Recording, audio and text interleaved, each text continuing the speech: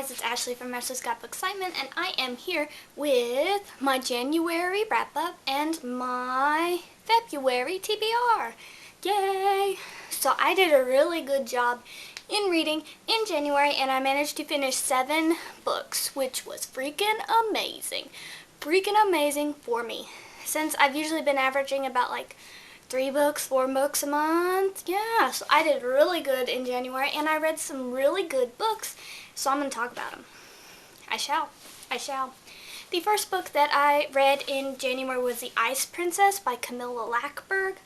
This is another one of those Swedish crime, mystery, thriller kind of books. It's the first book in a series of hers, kind of, that revolves around the same characters and the same town and all these crimes that happen in this town and stuff. And I ended up giving that book a 3 out of 5. I really enjoyed it. I will continue to read her books. Swedish crime novels are, I guess, kind of a thing that I kind of like and enjoy, so I'm going to keep going with them. She's got about 6, 7 books in the series so far, so I'll just go down the list. But it was fun. I liked it. And I had absolutely no idea who the main killer was. Like at the end, I was thrown for a loop. I did not expect it to be that person. But I did figure out some stuff, so I felt semi-smart. The second book that I read in the month of January, and the first book that I read for Bout of Books 9.0 was Vicious by V.E. Schwab. Now, I have already posted a review about this book, and I will link it below, so it's no surprise if you watched that review, or if you had watched any videos prior to this. I gave that book a 5. I freaking loved it. It was awesome. Superheroes, revenge, powers, revenge. Oh, it was so good, guys. So good. I need a sequel for it pronto. I don't know if there will be a sequel. If you look it up on Goodreads, it does say Vicious #1 beside it, so I don't know, but I want one. It was awesome. Everybody needs to go read that book. Yes. The third book that I read was The Spooklights Affair by Marisha Moeller and Bill Bronzini, and I ended up giving this book a 3 out of 5. It was just okay. It was another mystery book, and it was set in Victorian London, and then there's these 2 detectives. One's a girl named Sabina, and the other is a guy named Kincannon, and they have 2 separate cases that kind of merge together and become one massive case, and it was just alright. I thought there were going to be ghosts in it because of the Spooklights Affair. No ghosts. There were no ghosts. So I was disappointed on that end. And then the way that they solved the mystery is just like, they're like Nancy Drew. You know, how they just figure everything out and the reader has no chance of figuring it out themselves, kind of. But, so yeah, it was an okay book. The fourth book that I read in January was The Hero's Guide to Storming the Castle by Christopher Healy with illustrations by Todd Harris. This is the second book in the Hero's Guide to Storming Your Kingdom series, The Heroes. I don't know what the series is called, but I ended up giving that book a 5 too. I loved it. I loved the first one. The first one's super cute, super funny, and the second one, super cute, super funny. I love those books. I love the little personalities of the princes and how they're all different, and these wacky adventures that they go on and these wacky ideas that they have, and they just get themselves into tons of trouble. So that is a great middle grade series. It's very full of humor, adventure. You'll laugh while reading it. So go check out that series too. Fifth book that I read was Ruby Red by Kirsten Gier. This was translated by Anthea Bell. It's translated from German, and I ended up giving this book a 4.5 out of 5. It was pretty cool. It's about this girl named Gwen who lives in a family where a time travel gene runs in the family. But everybody believes that the time travel gene has passed her up and is going to her cousin instead. And then one day Gwen gets sucked through time, and she becomes part of this mysterious time-traveling order, and she kind of has to team up with this boy named Gideon. I think that's his name. If it's not, I apologize. But he's a hot guy. And they have to go on adventures through time. It was really cool. I really liked it. The prologue is a little weird though, because you read the prologue and you go, I have no idea what this is talking about, because then it jumps into the story and it has really nothing to do with the prologue.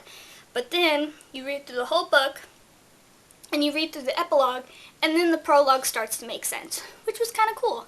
So I will definitely continue on with that series. It's the first in a trilogy, and I want to read them all because they're great. They're very fun books. The sixth book that I read was Ready Player One by Ernest Cline. I ended up giving this book a 4 out of 5. I really enjoyed it. The reason that it gets a 4 is just because the beginning was very slow, and it was very much an info dump, and there was one part of the beginning that I didn't like. This is just personal preference, okay? That doesn't mean that you won't like it. But I don't like books that are preachy, that try to preach to me, be they Christian books or be they other kinds of books. And there's just this one section that is like, Wade is going to tell us the truth about the world, about how he was lied to by his parents and by everybody. And I'm like, okay, I'm game. What did you get lied to about? And it's just pretty much there is no God, there's no heaven, there's no hell, and we're the cause of all the problems like global warming and blah, blah, blah, blah, blah. And I just thought, really? That's the truth that you're going to impart on me?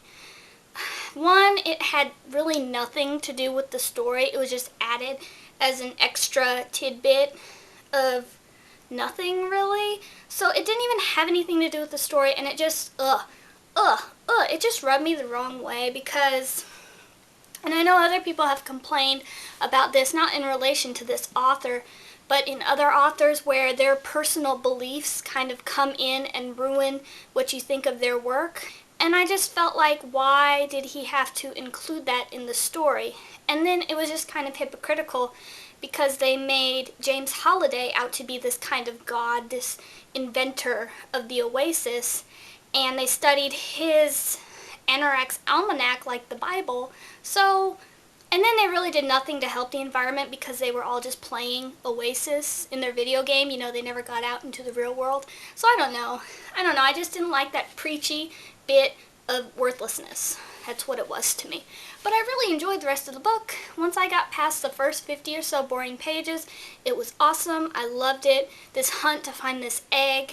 A lot of the 80s references just did kind of go over my head, because I was born in the late 80s, but that doesn't mean that 80s culture seeped into me at all. Yeah. But it's a very good book, and I do suggest that you read it. The last book that I ended up reading in the month of January was The Six Gun Tarot by R.S. Belcher.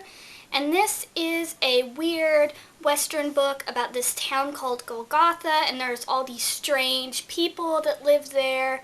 There's a deputy that's half coyote. There's a sheriff that doesn't seem to die, even when he's injured pretty bad. He just lives on. There's a shopkeeper that won't let his wife go. There's a mayor that guards a secret mystical treasure. And then there's something living in this mine, and what's in that mine, if it's set free, could destroy the whole world. I ended up giving this book a 3.5 out of 5. It really could be a 4, because it was really good. It was weird, but it was really good. And the end, as you get near the end, it just goes ding, da, ding, da, ding, da, ding, and you have to read until the end to find out if they save the world or not. But yeah, there was a lot of stuff contained within that book, like all these people with all these different histories, kind of. So, but it was very interesting and good to read, so I recommend it. And now for the books that I plan on reading in February, which is only 28 days, which is less days than January, duh. So I don't know how many I'm going to read. I've just got like 5 plus 1, 6 here. Some are hopefully as I get to, others are I'm really planning on getting to. So the first one is Night Film by Marisha Pessel. This book is a mystery thriller. It's different from a lot of books that I read. I'm currently reading it. I'm on page 133. It's about this detective. No, he's a private investigator named McGrath. And years ago, he tried to investigate Stanislaus Cordova, who makes all these creepy films and has this cult following of people who just love his films. And he tried to investigate him, and he made a claim about him, and that claim that he made about Cordova came back, hit him in the face. Cordova sued him for a bunch of money. His wife left him. So he dropped the case, and he just let it go because Cordova kind of ruined his life. Now, Cordova's daughter has been found dead. And so he's kind of gotten back into the investigation. So he's investigating the daughter's life. Did she commit suicide or was she killed?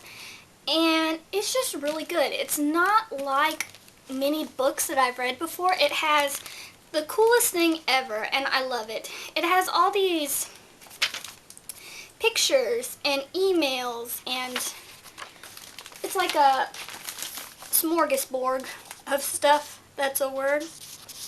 But it's really awesome, and it really makes the reading more immersive because you're seeing what the people look like.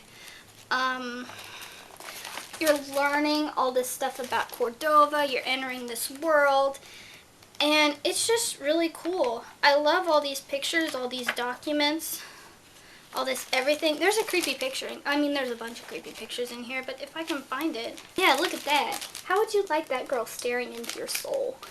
That is Ashley Cordova, the one who died, and we have to find out stuff. So, and McGrath has teamed up with these two other young-ish people to do this investigation.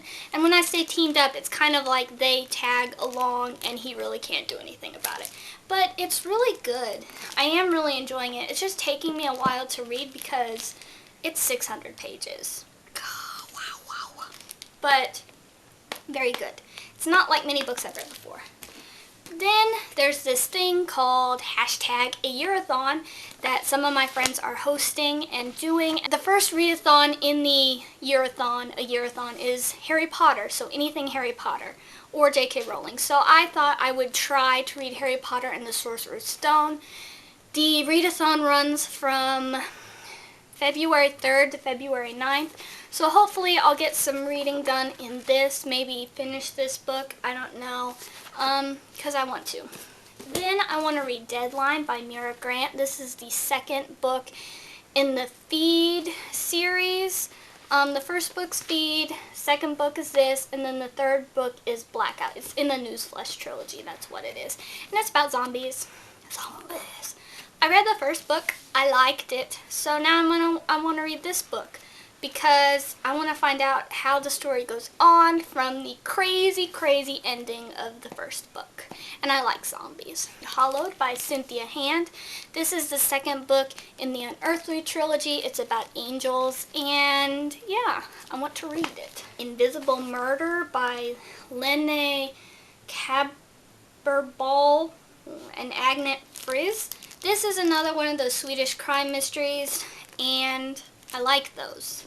So I will read it. Probably, maybe. Yes. And then the last book falls into the maybe, kind of, sort of category, and that is City of Bones by Cassandra Clare. Gotta put it in here until I read it. So yeah, that's a thing.